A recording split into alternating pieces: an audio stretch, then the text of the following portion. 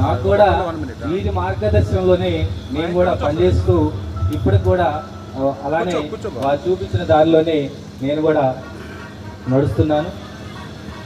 నేను ఈ పండుగ వాతావరణం చూసిన తర్వాత మిమ్మల్ని అందరిని చూసి నేను కూడా వెనక్కి వెళ్ళా డ్రీమ్స్లోకి. ఇక్కడ పరిస్థితి మేము కూడా ఎప్పుడా అని ఎదురు చూస్తున్నాం. మేము ఒకరోజు ఈ కార్యక్రమం పెట్టుకోవాలనుకుంటున్నాం. మరి దానికి కూడా నేను చాలా సంతోషంగా ఉన్నాను. మరి మీ అందరిని చూస్తుంటే చాలా కలర్ఫుల్గా మీరు కూడా ఆ స్టేజ్లోకి వెళ్ళి ఉంటారు ఖచ్చితంగా. మన స్కూల్ స్టేజ్లో ఆ స్కూల్ వాతావరణం ఎప్పుడైనా మన లైఫ్లో గుర్తుండేది స్కూల్ వాతావరణమే. ఇక్కడ ఒక ప్రోగ్రామ్ని ఏర్పాటు చేస్తున్నట్టు నాగరాజు, అదేవిధంగా కనకారావు, ఇట్లా నలుగురు మిత్రులు కలిసి మా పాఠశాలకు వచ్చారు. ఈరోజు ఇంతమంది ఈ వేదిక మీద ఉపాధ్యాయులందరూ కూర్చున్నారంటే మీరు ఎంతో చక్కటి ఆహ్వానాన్ని పలికారు. అందరూ కూడా వీళ్ళు ప్రతి టీచర్ దగ్గరికి వెళ్ళి వాళ్ళని పర్సనల్గా కలిసి మాకు ఇన్విటేషన్ ఇచ్చారు. అందుకని ఈరోజు ఇంత వేదిక ఇంత కళకళలాడుతుంది. అదేవిధంగా ఇంతమంది ఇంత చక్కగా ఏర్పాట్లు చేశారు. మీ అందరికీ కూడా హృదయపూర్వకమైన కృతజ్ఞతలు తెలియజేస్తున్నారు. మీరందరూ కూడా మా ఉపన్యాసాలతో మిమ్మల్ని విసిగించదలుచుకోలేదు. ఎందుకంటే 25 సంవత్సరాల తర్వాత మీరందరూ కలిశారు.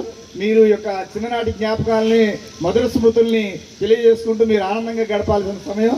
కానీ నేను కూడా ఒక 2 నిమిషాలు అయితే మాట్లాడాలనుకుంటున్నా. ఎందుకంటే మీరందరూ కూడా ఇక్కడికి 6వ తరగతిలో ఎలా వచ్చారో నా మొట్టమొదటి ఈ జీవితంలో ఎప్పటికీ కూడా నా సర్వీసు మొత్తం మీద చెన్నూరుని మర్చిపోను.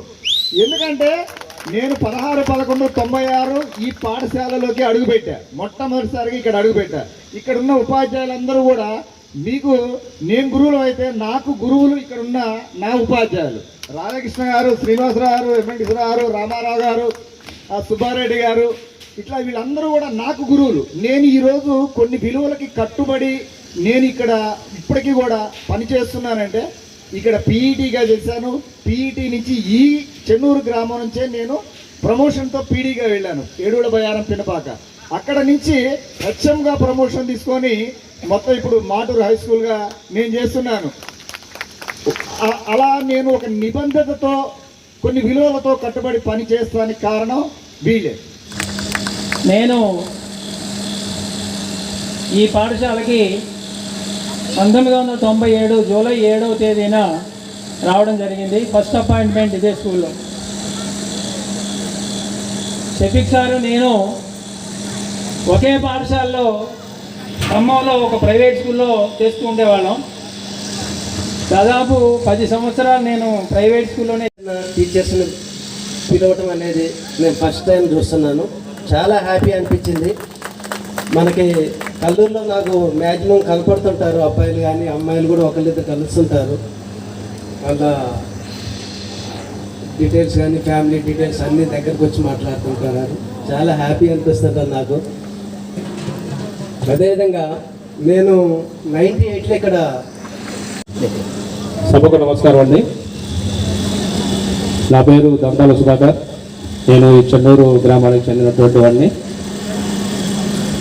ప్రస్తుతం నేను చెన్నూరు గ్రామంలోనే ప్రాథమిక పాఠశాల హెడ్ మాస్టర్గా పనిచేస్తున్నాను. టీచర్స్ చాలామంది అన్నారు చెన్నూరులో పంతుల్ని తంతారంట తన్నారంట అని. చెన్నూరు మంచిదా కదా చెప్పండి, గట్టిగా చెప్పాలి, కళ్ళు దాకా పడాలి. చెన్నూరు చాలా మంచిదండి. ఎందుకంటే ఎందుకు తన్నారనే దానికి ఒక కారణం ఉంటుంది. ఆ టైంలో నేను 10th క్లాస్ బ్యాచ్ 87 బ్యాచ్లో టీచర్స్ అమ్మాయిల పట్ల మిస్బిహేవ్ చేస్తే ఒకళ్ళిద్దరు వాళ్ళని ఆ విధంగా చేయడం జరిగింది. పబ్లిక్ అంతా వచ్చారు, ఎవరిని కంట్రోల్ చేసే పరిస్థితి లేదు. అంటే ఏదో చిన్న తప్పు జరిగింది కాబట్టి శిక్షించారు. మళ్ళీ ఇప్పుడే మన టీచర్సే చెప్తున్నారు, ఖమ్మం జిల్లాలోనే చెన్నూరులోనే పెద్ద పాంప్లెట్ వేసి దాదాపు 50,000 రూపాయల ప్రైజులు పిల్లలకు పంచుతున్నారు. పాంప్లెట్ మేము వేరే స్కూల్స్కి వెళ్ళినా ఈ పాంప్లెట్ మేము చూపిస్తామని. అదే చెన్నూరు యొక్క గొప్పతనం. తప్పు చేస్తే శిక్షిస్తారు, మంచి చేస్తే ప్రోత్సాహాన్ని అందిస్తారు. ఎక్కడ జిల్లాలో లేని విధంగా ప్రోత్సాహాన్ని మన గ్రామస్తులు మనకు అందిస్తారు. మా ప్రాథమిక పాఠశాలలో కూడా నేను ప్రతి జెండా వందనానికి దాదాపు 30-40 మనకి సపోర్ట్ చేస్తారు పేరెంట్స్ కానీ ఊళ్ళో గ్రామస్తులు, గ్రామ పెద్దలు.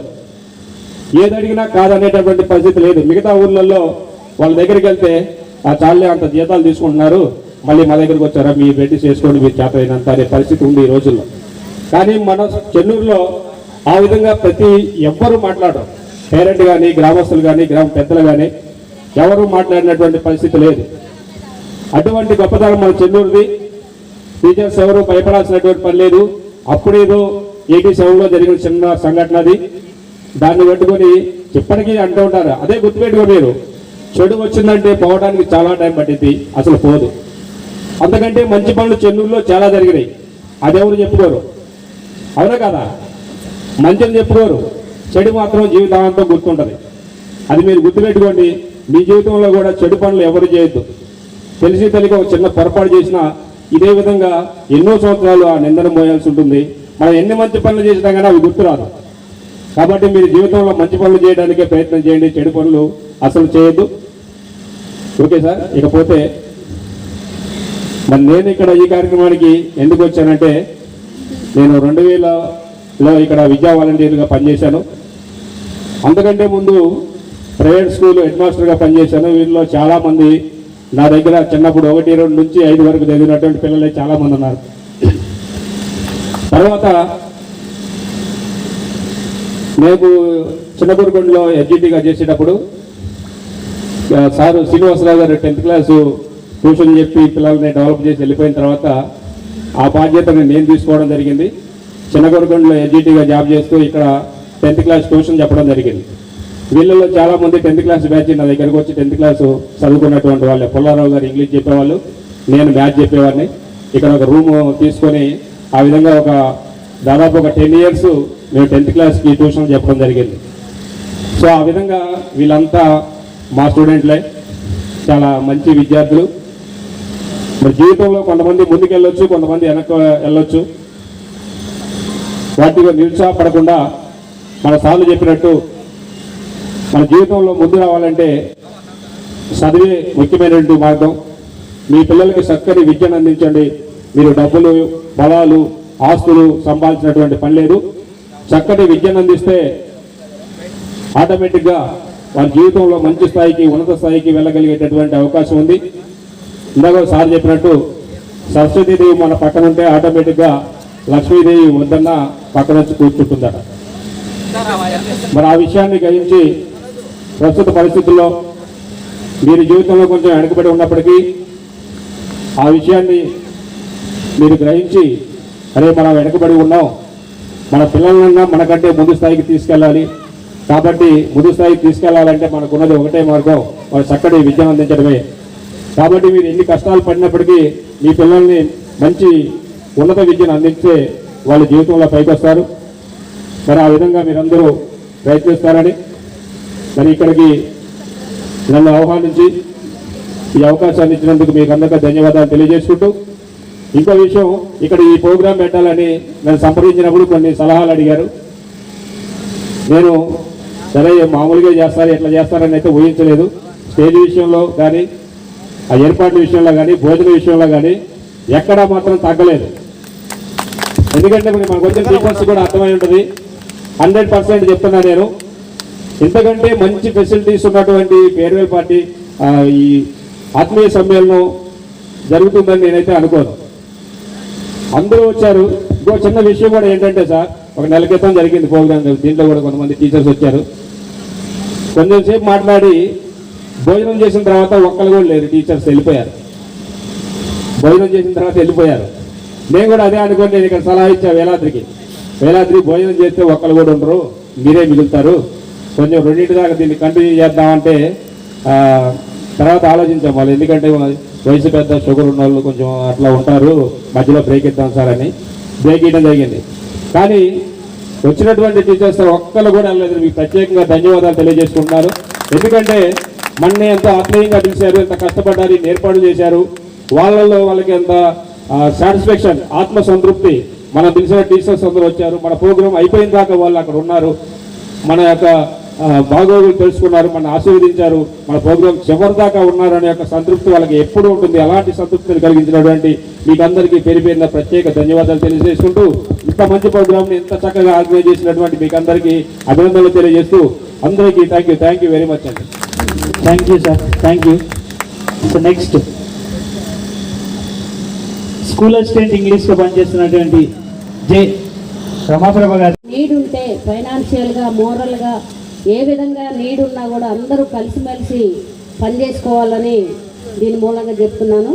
మీరందరూ ఎంత ఐకమత్యంగా ఉన్నారు అనేది, మీరు ఎంత ఐకమత్యంగా, ఎంత ఆప్యాయంగా, వాస్తవంగా మీరు చాలా ఆప్యాయంగా నాకు చాలాసార్లు ఫోన్ చేశారు రమ్మని.